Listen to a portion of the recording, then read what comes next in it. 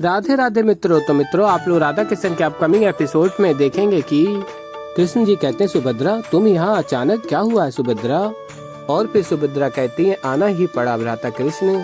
और कहती है मैंने युद्ध में अपने पुत्र अभिमन्यु को खोया और अभिमन्यु ने वीर गति को प्राप्त किया, लेकिन आज पहली बार अपने पुत्र की भयानक मृत्यु मेरे स्वप्न के रूप में आज प्रातः मेरे नेत्रों के सामने आया। और फिर रुक्मिणी कहती है सुभद्रा क्या लगता है तुम्हें, कौन है वो दुर्बल कड़ी। और फिर सुभद्रा कहती है एक पुत्र ही होगा। और फिर सुभद्रा आगे कहती है मेरे स्वप्न का तात्पर्य केवल एक ही है, कोई न कोई इस युद्ध में अपना पुत्र ही खोएगा। और फिर तभी बलराम दाऊ कहते हैं सुभद्रा तुम एक स्वप्न पर विश्वास कर रही हो। और कहते हैं सभी को मेरा विश्वास करो, ऐसा कुछ नहीं होने वाला।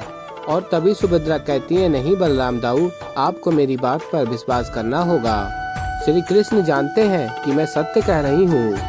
और फिर मित्रों आप लोग आगे देखेंगे सुभद्रा राधा से कहती है राधा मैं अपने हृदय की सारी बात कह चुकी हूँ। और कहती है कृष्ण को तुमसे अधिक और कोई नहीं जानता, तुम पूछो ना कृष्ण से, तुम प्राण बचाओ ना सभी पुत्रों के।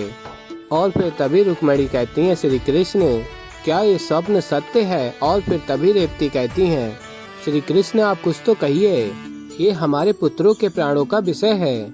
और फिर लक्ष्मणा कहती हैं क्या मेरी होने वाली संतान अपने पिता को देख पाएगी या नहीं। और फिर राधा कहती हैं कुछ तो कहो कृष्ण। और फिर शाम कहता है क्या यदुकुल के सदस्य सभी भयभीत हो चुके हैं। और कहता है यदि ये सत्य भी है तो क्या यदुकुल अपने द्वारकाधीश श्री कृष्ण के मान के लिए एक प्राण तक निछावर नहीं कर सकता है। और फिर रुक्मिणी कहती है यदि युद्ध का परिणाम नहीं जानते तो भयभीत नहीं होते, किंतु ये जान के भी अपने पुत्रों को मृत्यु के समक्ष भेज दें, ये हमसे नहीं होगा। और फिर मित्रों आप लोग आगे देखेंगे कि राधा कृष्ण के पास जाती हैं और कहती हैं कृष्ण यूँ ना कहना, सभा से इस प्रकार यूँ चले आना, ये तो ये संकेत दे रहा है कि सुभद्रा जो कह रही है वो सत्य है। और कहती है राधा पुष्टि करो कृष्ण, अपने मुख से कहो कि क्या सत्य है और क्या नहीं। और फिर आगे राधा कहती है कृष्ण इस प्रकार मौन मत रहो, बताओ कि सत्य क्या है। यदि ये सत्य है तो सबको कहो कि युद्ध में ना जाए, वो सुनेंगे तुम्हारी। क्यों कृष्ण क्यों किसी को रोक क्यों नहीं रहे हो। और फिर कृष्ण जी कहते हैं सत्य तो ये है कि मैं कुछ नहीं कर सकता और किसी को नहीं रोक सकता, और जो होना है वो होकर रहेगा। और फिर कृष्ण जी कहते हैं मुझे राधा की सहायता चाहिए, उसका साथ चाहिए, जो कर्म होने को है उसे रोकने का प्रयास ही ना करो राधा। हम जितनी बाधाएं बीच में लाएंगे उतने ही संकट बढ़ते हैं, उतना ही दुख बढ़ता है राधा, हम कुछ नहीं कर सकते।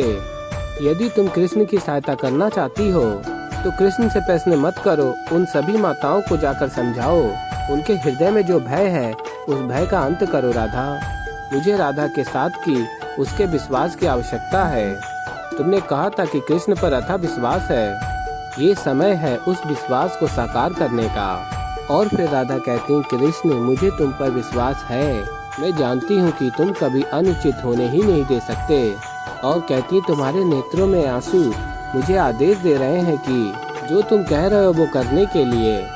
क्षमा कर दो कृष्ण, मैंने तुमसे इतने प्रश्न किए, क्षमा कर दो कि तुम्हें राधा के साथ के लिए उससे याचना करनी पड़ी।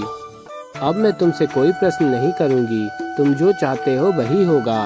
तुम यही चाहते हो ना कि मैं सभी माताओं को समझाऊं, मैं समझाऊंगी, मैं यही करूंगी। आज से कृष्ण का मंतव्य राधा का गंतव्य होगा। और फिर मित्रों आप लोग आगे देखेंगे कि सुभद्रा राधा से कहती है राधा कहाँ जा रही हो। और फिर राधा बताती है कि कृष्ण ने मुझसे कहा है वो करने, सारी माताओं को समझाने, वो अपने पुत्र को युद्ध के लिए जाने दें, यही उचित कर्म है। और फिर सुभद्रा कहती है ये क्या करने जा रही हो राधा, क्या ये उचित भी है। और फिर राधा कहती है यदि कृष्ण ने कहा है तो उचित ही होगा। और फिर मित्रों आप लोग आगे देखेंगे कि सुभद्रा कहती है नहीं राधा, कृष्ण प्रेम में इस प्रकार नेत्रहीन मत हो जाओ कि सत्य दिखाई ना दे। तुम कृष्ण प्रेम में माता की ममता से असत्य मत कहो। और कहती है मैंने भी महाभारत के रण में अपना पुत्र खोया है, मैं पुत्र वियोग का दुख जानती हूँ। और फिर आगे सुभद्रा कहती है जब कृष्ण सब कुछ जानते थे, कर्म और परिणाम, तो क्या वो ये नहीं जानते थे अभिमन्यु यदि युद्ध में गया तो उसे मृत्यु प्राप्त होगी, तो कृष्ण ने उसे क्यों नहीं रोका। और फिर राधा कहती है वो तो कृष्ण से पूछना ही उचित होगा। और फिर सुभद्रा कहती है वो मेरा भाई है, मेरा रक्त है, मैं उससे प्रश्न नहीं करूंगी, उत्तर भी नहीं मांगूंगी। पर राधा तुम इस परिवार का भाग नहीं हो, यदुकुल नहीं हो। संभव है जिन माताओं को तुम मनाने जा रही हो उनमें से किसी एक के पुत्र की मृत्यु हो जाए, तो क्या वो माता राधा को क्षमा कर पाएगी? क्या वो माता कभी दुख से उभर पाएगी? क्या राधा इस अपराध बोझ के साथ जी पाएगी कि उसके कारण एक मृत्यु हुई है, एक माँ के पुत्र की? और फिर आगे सुभद्रा कहती है राधा कृष्ण का प्रेम महान है और उतना ही महान है एक माँ की ममता। जो भी करने जा रही हो राधा, सोच समझकर ही करना।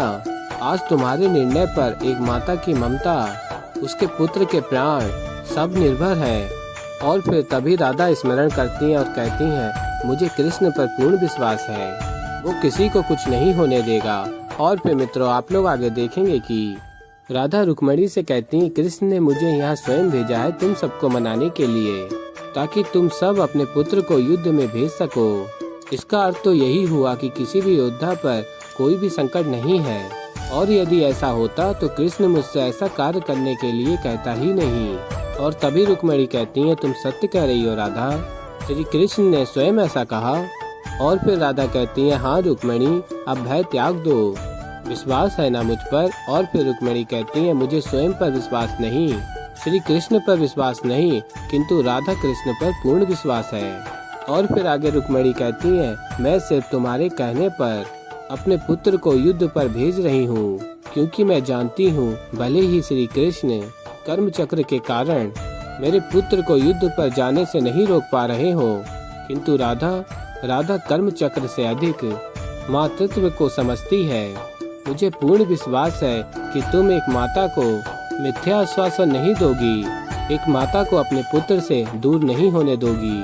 और फिर मित्रों आप लोग आगे देखेंगे रुक्मणी कहती हैं आज मैं अपने पुत्र को स्वयं ही सज्ज करूंगी।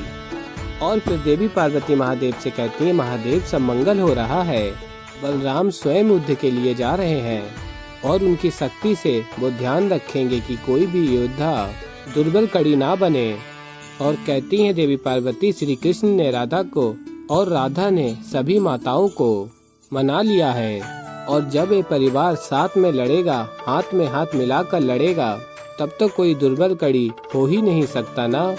महादेव के भी अस्त्र का प्रयोग किया जाए तो क्षति नहीं करेगा। और फिर तभी महादेव कहते हैं सत्य कहा तुमने गौरी, यदि सारा परिवार समस्त कुल एक साथ एकजुट होकर लड़े तो कोई भी दुर्बल कड़ी सिद्ध नहीं होगा। तो ऐसे ही मित्रों आगे और भी बहुत कुछ देखने को मिलेगा आप लोगों को। तो अभी के लिए इस वीडियो में इतना ही। तो मित्रों वीडियो पसंद आई वीडियो को लाइक करें। मैं मिलता हूँ जल्दी एक नई वीडियो के साथ, तब तक के लिए मित्रों राधे राधे।